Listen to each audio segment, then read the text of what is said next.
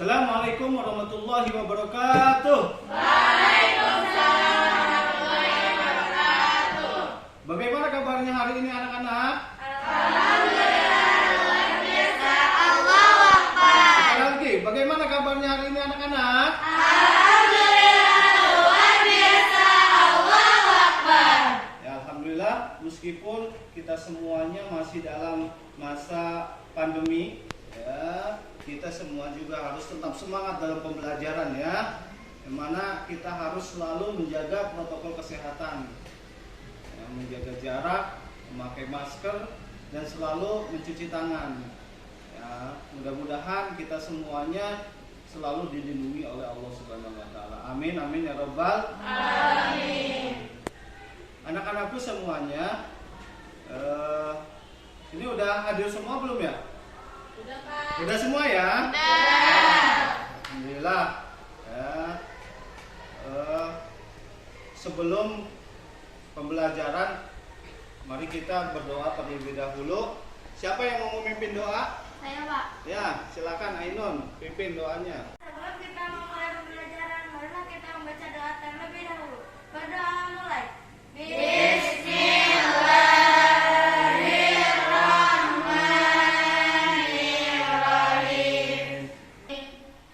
Anak-anakku, tujuan berdoa yakni agar pembelajaran kita berjalan dengan lancar dan kita semuanya juga mendapatkan ilmu yang bermanfaat, ya, ilmu yang bisa kita manfaatkan untuk kebaikan kita, ya, karena khairun nas anfa'uhum linnas. Sebaik-baik manusia adalah orang yang bisa bermanfaat untuk orang banyak, ya. Jadi tujuan kita berdoa itu. Baik anak-anakku, ya. Pada hari ini kita akan belajar tentang sholat fardu 5 waktu, ya. Perhatikan, ya, Bapak menampilkan slide presentation. Kan anak-anakku semuanya, ya. Di dalam slide ini ada gerakan, ini gerakan-gerakan yang ada di dalam sholat. Yang kira-kira kalian perhatikan dulu, ya. Coba perhatikan. Ada yang tahu nama gerakan ini? Gerakan dalam sholat. Yang pertama ada yang tahu? Ya, Pak. Ya, Hilda. Apa ini? Takbiratul ihram. Takbiratul ihram. Betul, bagus. Ya, bagus. Yang kedua? Saya, Pak. Ya, Ainun. Berdiri. Berdiri, ya. Berdiri, ya, yang mana setelah kita takbiratul ihram, kita berdiri, ya, sambil, ya, meletakkan tangan kanan di atas tangan kiri, ya, seperti ini, sama gambarnya, seperti itu, ya. Tepuk tangan buat Ainun, ya. Yang ketiga, Saya, Pak.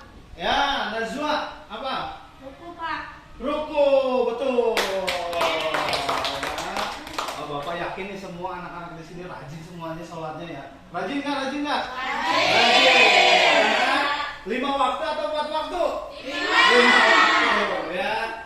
Ya, pada hari ini yang pertama menjelaskan pengertian sholat fardu 5 waktu. Ya, kalian nanti harus tahu, ya. Kemudian menyimpulkan dasar hukum sholat fardu 5 waktu berdasarkan ayat-ayat Al-Quran dan hadis.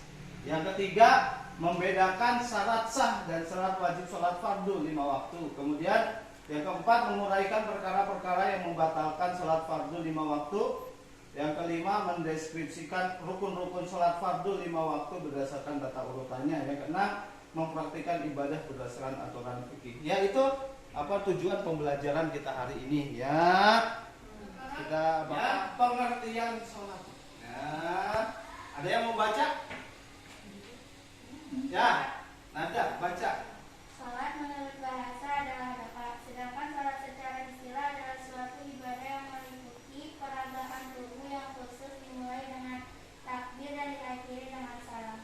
Ya, dari sini terlihat, ya, bahwa sholat, ya, sholat secara bahasa artinya apa tadi? Doa, ya. Sedangkan menurut istilah, yaitu suatu ibadah yang meliputi peragaan tubuh yang khusus, ya, dia khusus, ya, apa gerakannya itu khusus, dimulai dari takbiratul ihram. Tadi takbiratul ihram, ya, diakhiri dengan apa? Salam. Assalamualaikum warahmatullahi wabarakatuh. Hukum perintah sholat itu ada di dalam ayat-ayat Al-Quran. Yang pertama ada dalam surat Al-Baqarah, ya, ayat 5. Ya, dengarkan dulu. A'udzubillahi minasyaitonirrajim. Bismillahirrahmanirrahim.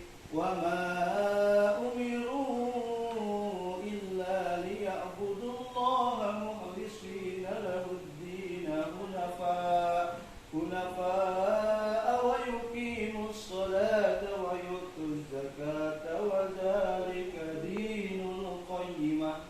Ya, artinya padahal mereka hanya diperintahkan menyembah Allah dengan ikhlas, mentaatinya semata-mata karena menjalankan agama, dan juga agar melaksanakan sholat dan menunaikan zakat, dan yang demikian itulah agama yang lurus. Ya, dalil yang pertama yaitu ada dalam surat apa? Al-Baqarah ayat yang 5. Ayo baca bareng-bareng, 1, 2, 3.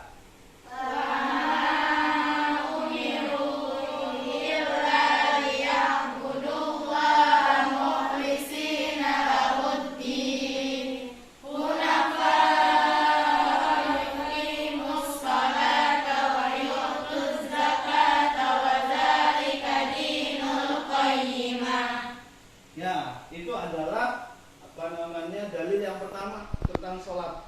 Ya, kemudian yang kedua yaitu ada dalam surat An-Nisa, ya, ayat 103. Nah, siapa yang mau baca? Silakan. Ya, silakan. Ya, Amel. Baca.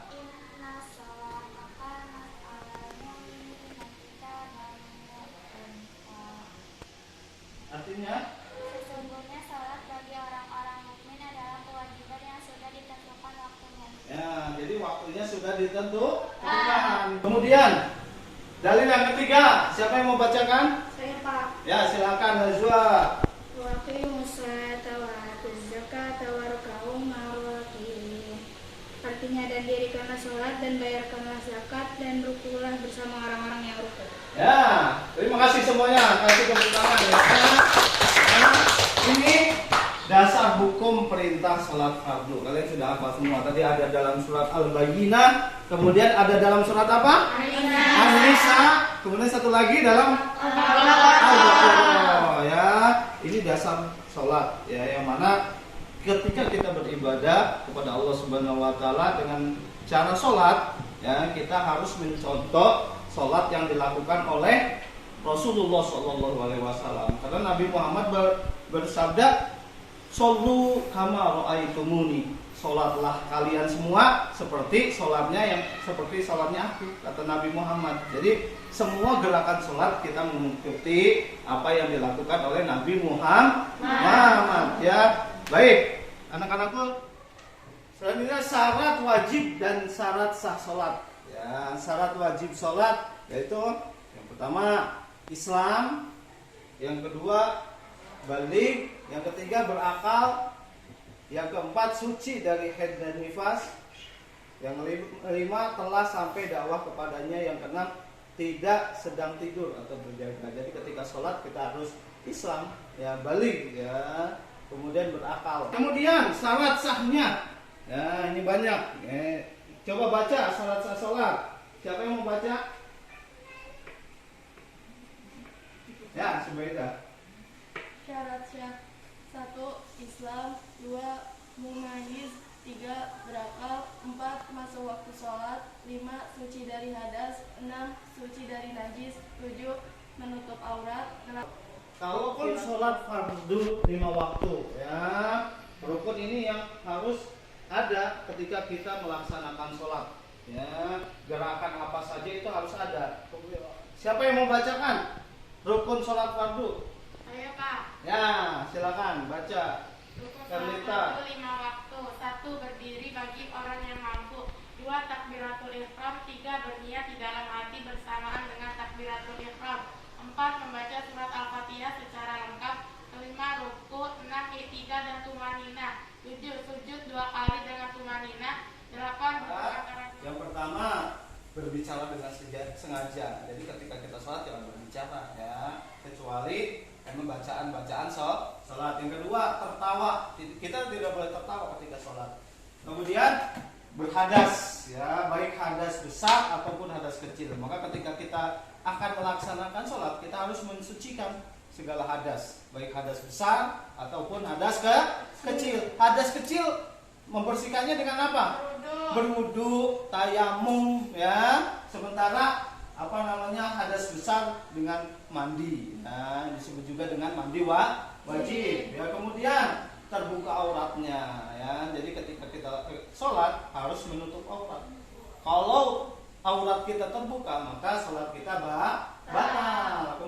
Ya, anak-anak, yaitu hikmah sholat fardu. Ketika kita melaksanakan sholat, maka ada hikmah-hikmah di balik sholat fardu itu. Yang pertama, dapat mencerahkan wajah. Ya, ketika kita sering melaksanakan sholat, ya, wudhu kemudian sholat, maka dapat mencerahkan wajah. Kemudian menerangi hati kita akan tenang ketika kita melaksanakan sholat. Ketika kita ingat kepada Allah Subhanahu Wa Taala, beribadah kepada Allah, maka hati kita semakin tenang, ya, hati kita menjadi cerah. Gitu. Pelajaran ini, ya, sebelum Bapak nanti ngasih tugas buat kalian, Bapak mau ngetes nih, ya, dari pembelajaran tadi, ya, siapa yang bisa menjelaskan tentang pengertian sholat? Siapa? Oh, Ajija. Ya, silakan Ajija jawab. Sholat menurut bahasa adalah doa, sedangkan menurut istilah suatu ibadah yang meliputi peragaan tubuh yang khusus, dimulai dengan takbir dan diakhiri dengan salam. Ya, bagus. Ya. Luar biasa. Makasih Ajija. Dua, ya. Tadi tentang dalil sholat. Oh, Amel, ya, Amel. Ya, silakan.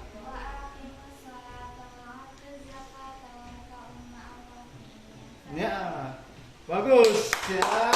Itu salah satu dalil sholat, ya, yang ada dalam surat Al-Baqarah. Ayo bareng-bareng 1, 2. Wa aqimus sholata wa atuz zakata warka'u ma'ar raki'in. Kalian hafal semua ya? Hafal sampai sini, ya. Kemudian perkara-perkara yang membatalkan sholat nih, ya, karena ini sangat penting perkara ini, maka kita harus tahu perkara yang membatalkan sholat agar sholat kita diterima Allah Subhanahu Wa Taala. Ada yang tahu perkara yang membatalkan sholat? Siapa? Ada yang tahu?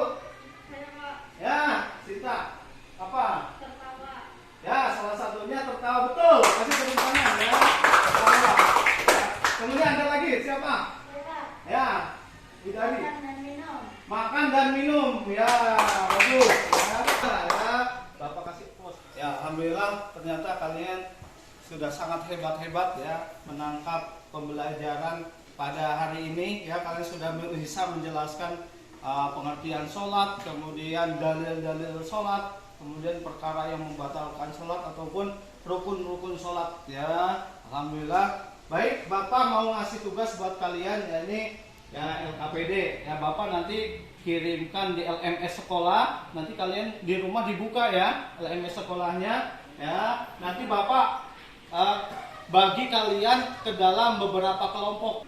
Baik, terima kasih semua anak-anakku yang telah mengikuti pembelajaran dengan sangat semangat, ya, sangat baik. Alhamdulillah, di akhir pembelajaran ini Bapak ngasih pesan kepada kalian untuk selalu semangat, ya, dalam pembelajaran, ya, selalu rajin dalam belajar, ya, kun mujtahidan wala takun kaslanan. Jadi orang yang semangat, jangan jadi orang yang malas, ya.